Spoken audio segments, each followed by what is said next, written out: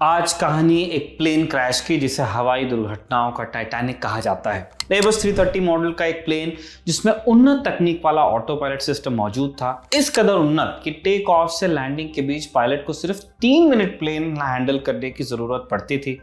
1992 में अपनी पहली फ्लाइट से 2009 तक इस मॉडल के किसी भी प्लेन के साथ कोई दुर्घटना नहीं हुई, लेकिन फिर एक रोज एयर फ्रांस के इसी मॉडल का एक प्लेन बीच हवा में अचानक गायब हो जाता है। किसी को नहीं पता कि कैसे हुआ।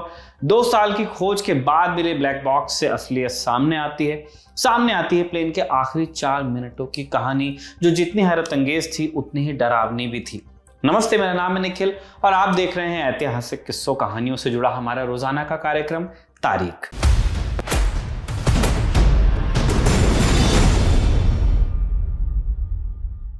सिलसिलेवार तरीके से चलते हुए जानते हैं उस रोज हुआ क्या था।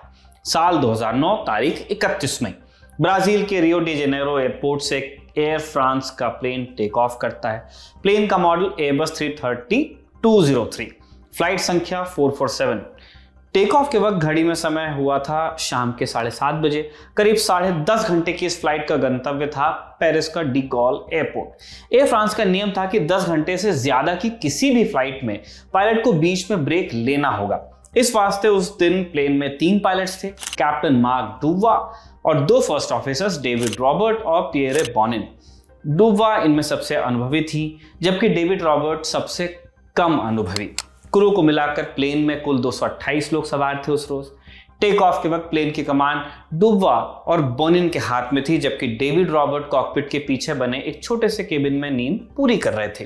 रात के करीब 1:30 बजे प्लेन ब्राजील के एयरस्पेस से निकलकर अटलांटिक महासागर के ऊपर उड़ने लगता है। कैलेंडर में तारीख बदलकर हो गई थी 1 जून। अगले कुछ घंटे तक प्लेन एक ऐसे एरिया में उड़ने वाला था जहां रडार काम नहीं करते। पश्चिम अफ्रीका के देश सेनेगल की राजधानी डकार के नजदीक पहुंचते ही प्लेन दोबारा रडार की रेंज में आ जाता, लेकिन उस रोज जब 2.5 घंटे बाद प्लेन रडार पर नहीं दिखा, एयर फ्रांस के अधिकारी चिंता में पड़ गए। घंटे दिन में तब्दील हुए और दिन हफ्तों में, लेकिन फ्लाइट 447 का कुछ पता नहीं चला। फिर चंद रोज बाद कुछ लोगों ने अटलांटिक में बहता हुआ प्लेन का एक मलबा देखा। बचाव दल ने समंदर से 50 से ज्यादा शव निकाले। करीब 150 लोग अभी भी गायब थे। इनकी खोज जारी थी, लेकिन जिस चीज को ढूंढना सबसे जरूरी था वो था प्लेन का ब्लैक बॉक्स। फ्रांस सरकार ने ब्लैक बॉक्स को ढूंढने के लिए पूरा जोर लगाया, यहां तक कि समंदर की तलहटी में सबमरीन्स भी भेजी गई, लेकिन कुछ पता नहीं चला। एयरबस 330 मॉडल के सैकड़ों विमान रोज उड़ान भरते हैं। ऐसे में यह जानना बहुत जरूरी था कि प्लेन किस कारण क्रैश हुआ। क्या ऐसा किसी तकनीकी दिक्कत के चलते हुआ था? अगर हाँ, तो उस दिक्कत का पता लगाने के लिए ब्लैक बॉक्स का मिलना जरूरी था। अधिकारी खोजते रहे, लेकिन 2 साल की कोशिश के बाद भी ब्लैक बॉक्स नहीं मिला। तब बुलाया गया उस ऑफिसर को जिसने 1985 में टाइटैनिक का मलबा खोज निकाला था। रॉबर्ट बैलार्ड और उनकी टीम ने अप्रैल 2011 में अटलांटिक के अंदर 4000 मीटर की गहराई में प्लेन का मलबा ढूंढ निकाला। साथ में ब्लैक बॉक्स भी था। इस ब्लैक बॉक्स में उन आखिरी 4 मिनट्स की पूरी कहानी कैद थी, जिससे इस पहेली का खुलासा होने वाला था। क्या हुआ था इन 4 मिनट्स में, आइए जानते हैं। दिक्कत की शुरुआत ठीक उस वक्त हुई थी जब प्लेन के मुख्य पायलट मार्क डुवा ब्रेक लेने के लिए अपनी सीट से उठे। यात्रियों को डिनर सर्व किया जा चुका था। डुवा कॉकपिट के पीछे बने केबिन में नींद लेने के लिए चले गए और उनकी जगह डेविड रॉबर्ट ने ली। हालांकि प्लेन का कंट्रोल अभी भी फर्स्ट ऑफिसर पियरे बोनिन के हाथ में था। बोनिन सबसे कम अनुभवी थे, फिर भी डुवा ने उन्हें फ्लाइट की कमान संभालने के लिए चुना। वैसे भी प्लेन ऑटो पायलट मोड में ही था। टेक ऑफ से पहले ही प्लेन के कंप्यूटर में फ्लाइट पाथ डाल दो। इसके बाद सिर्फ टेक ऑफ और लैंडिंग के अलावा पायलट को कुछ ज्यादा करने की जरूरत पड़ती नहीं थी। बोनिन आराम से प्लेन उड़ा रहे थे, तभी सामने उन्हें कुछ बादल दिखाई दिए। बाहर बिजली कड़कड़ा रही थी। इस रास्ते में ऐसा होना सामान्य भी था। कुछ देर में मौसम थोड़ा और खराब हुआ। कॉकपिट के शीशे पर अब बिजली की धारियां पड़ने लगी, जिसे उड़ान की भाषा में एल्मोस फायर कहते हैं। उदाहरण के लिए आप स्क्रीन पर एल्मोस फायर के कुछ चित्र देख रहे हैं। बिजली और बादल परेशानी नहीं थे, लेकिन ऐसा मौसम एक दिक्कत जरूर पैदा कर सकता है। ब्लैक बॉक्स की रिकॉर्डिंग के अनुसार रात के 2 बजे प्लेन में जोरों की आवाजें आने लगी। ये आइस क्रिस्टल्स थे, ओले कह सकते हो आप, जो प्लेन से टकरा रहे थे। आइस क्रिस्टल्स के टकराने से 2 चीजें हुई। आइस क्रिस्टल्स ने प्लेन की बॉडी में लगे 3 सेंसर्स को ब्लॉक कर दिया। ये सेंसर पिटो ट्यूब कहलाते हैं, जो पायलट्स को प्लेन की स्पीड वगैरह का डेटा मुहैया कराते हैं। जैसे ये सेंसर्स ब्लॉक हुए, प्लेन का ऑटो पायलट बंद हो गया। हालांकि ये किसी प्रकार की इमरजेंसी नहीं थी। पायलट बॉलिन को सिर्फ इतना करना था कि प्लेन को मैनुअली कंट्रोल कर उसे अपनी स्पीड पर बनाए रखना था। कुछ देर बाद बर्फ पिघल जाती और ऑटो पायलट दोबारा ऑन हो जाता, लेकिन पता नहीं क्यों बॉलिन ने अपनी सीट के बगल में लगी साइड स्टिक को तेजी से पीछे की ओर खींच लिया, जिससे प्लेन की नाक ऊपर की ओर चली गई। प्लेन ऊंचाई की ओर जाने लगा। ये पायलट की सबसे बड़ी गलती थी, लेकिन उन्हें अभी इस बात का एहसास नहीं था। इसे गलती क्यों कह रहे हैं हम? इसके लिए आपको उड़ान संबंधी एक फिनोमिना को समझना होगा जिसे स्टॉलिंग कहते हैं। स्क्रीन पर आपको कुछ तस्वीरें दिख रही हैं। जब कोई प्लेन उड़ान पर होता है, आमतौर पर दो प्रकार के प्रेशर उसे हवा में बना रखते हैं। पंख के ऊपर हवा का प्रेशर कम होता है, जो पंखों को ऊपर की ओर उठाता है, जबकि पंखों के नीचे हवा का प्रेशर ज्यादा होता है। यह प्रेशर पंखों को ऊपर की ओर धकेलता है, साथ में प्लेन भी ऊपर जाता है। प्लेन जब हवा में सीधा रहता है तो ये दोनों प्रेशर बराबर काम करते हैं और प्लेन का बैलेंस बनाए रखते हैं। अब देखिए कि तब क्या होता है जब प्लेन ऊपर की ओर चढ़ने की कोशिश करता है। ऐसे में प्लेन की नाक तिरछी हो जाती है ऊपर की ओर। हवा जिस एंगल पर पंख से टकराती है उसे एंगल ऑफ अटैक कहते हैं। जैसे जैसे एंगल बढ़ता जाता है, पंख के ऊपर की तरफ बहने वाली हवा पंख से टकराकर छितराने लगती है और एक स्मूथ एयर फ्लो बरकरार नहीं रह पाता।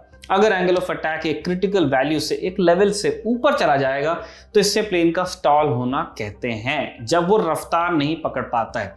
ऐसी हालत में इंजन चालू होने के बावजूद प्लेन नीचे गिरने लगता है। स्टॉल समझने के बाद अब जानते हैं उस रोज क्या हुआ। सेंसर पर आइस क्रिस्टल्स जमने से प्लेन का ऑटो पायलट बंद हो चुका था, लेकिन प्लेन में और कोई दिक्कत नहीं थी। बॉनिन अगर उसे सामान्य रूप से उड़ाते रहते तो कोई दिक्कत नहीं आती, लेकिन हड़बड़ी में उन्होंने उसे ऊपर की तरफ उठा दिया। बॉनिन स्क्रीन पर नजर आ रही स्पीड को देख रहे थे, जो धीरे धीरे कम हो रही थी, यानी प्लेन स्टॉल कर रहा था, धीमा पड़ रहा था। प्लेन के बारे में एक बेसिक सी चीज है कि वो हवा में अपने आप ऊपर नहीं जा सकता। अगर उसकी स्पीड नहीं है, अगर वो सीधा हवा को नहीं चीर पा रहा है तो वो ऑल्टीट्यूड गेन नहीं कर पाएगा, क्योंकि जो हवा पंखों से टकरा रही है वही उसे हाइट भी दे रही है, वही उसे ऑल्टीट्यूड भी दे रही है। तो अगर प्लेन धीमा पड़ रहा है तो आप मान के चलिए कि वो ऊंचाई भी उसकी घटेगी और वो जमीन की तरफ आने लगेगा। एनीवेज, बॉनिन ने इस डेटा पर विश्वास नहीं किया, क्योंकि उन्हें लग रहा था कि सेंसर्स में क्रिस्टल जमा होने की वजह से गलत डेटा आ रहा है, प्लेन की स्पीड है। असलियत कुछ और थी। कुछ ही मिनट्स में सेंसर में जमा बर्फ पिघल चुकी थी और सेंसर सही काम कर रहे थे। बॉनिन और उनके साथी ने यह समझने में गलती की। प्लेन जोर की आवाजें कर रहा था और दोनों ने इसका मतलब ये निकाला कि प्लेन की स्पीड बहुत तेज है, जबकि सामने सेंसर उन्हें बता रहे थे कि स्पीड कम होती जा रही है, प्लेन स्टॉल हो रहा है। स्पीड बढ़ाने के लिए बॉनिन ने प्लेन की नाक ऊपर की तरफ बनाए रखी। प्लेन 40,000 फीट की ऊंचाई तक गया। इसके बाद स्टॉल हुआ और वो नीचे की ओर गिरने लगा। नतीजतन प्लेन के अलार्म सिस्टम एक्टिवेट होकर तेजी से बजने लगे। दोनों पायलट्स को अभी भी समझ में नहीं आ रहा था कि गलती कहां हो रही है। बॉनिन ने मुख्य पायलट मार्क डुबवा को नींद से जगाया। डुबवा उठकर आए, लेकिन उन्हें भी शुरुआत में कुछ समझ नहीं आया। उनका ध्यान बॉनिन के हाथ की तरफ गया नहीं, जो अभी भी कंट्रोल स्टिक को खींचे हुआ था। वो अभी भी उसे ऊपर भेज रहे हैं। स्टॉल वार्निंग लगातार बज रही थी, लेकिन जब तक डुबवा इसका कारण समझ पाते बहुत देर हो गई थी। डुबवा को जब तक गलती समझ में आई, प्लेन और अटलांटिक की सतह के बीच सिर्फ 10,000 फीट की दूरी बची थी। 2:14 पर वॉइस रिकॉर्डर ने पायलट के आखिरी शब्द रिकॉर्ड किए। डुबवा बार बार चिल्ला रहे थे, ऊपर खींचो, पुल अप, लेकिन अब कुछ नहीं हो सकता था। प्लेन सीधा अटलांटिक सागर में गिरा और उसके टुकड़े टुकड़े हो गए। प्लेन में सवार 228 लोगों में से एक की भी जान नहीं बच पाई। फ्रेंच सरकार ने प्लेन हादसे की जांच के लिए कमेटी बनाई। कमेटी ने माना कि इस प्लेन हादसे की वजह पायलट की गलती थी, लेकिन उड़ान विशेषज्ञों की इससे इतर राय भी थी। फ्लाइट 447 हादसे पर बनी एक डॉक्यूमेंट्री में aviation specialist David Lee automation की सनक को इस हादसे का कारण मानते हैं। डेविड ली के अनुसार विमान कंपनियां विमानों को अधिक से अधिक ऑटोमेटिक बनाने पर जोर दे रही हैं। ट्रेनिंग के दौरान भी यही जोर रहता है कि पायलट ऑटोमेटेड सिस्टम पर अधिक से अधिक निर्भर रहें। ऐसे में पायलट मैनुअल मोड का कम से कम इस्तेमाल करते हैं और पायलट्स को अलग अलग परिस्थितियों में प्लेन उड़ाने का अनुभव बहुत कम मिलता है। इमरजेंसी की स्थिति में यह अनुभव ही सबसे ज्यादा काम आता है। मशीनों पर अत्यधिक निर्भर रहना कभी कभी जानलेवा साबित हो सकता है। ये प्लेन हादसा इस बात का उदाहरण था। इसी के साथ तारीख के इस एपिसोड को यहीं पे समाप्त करते हैं, जिसे कमल ने लिखा था और कैमरे पे इसे रिकॉर्ड किया था जतिन ने। देखते रहिए दिल अलंग टॉक।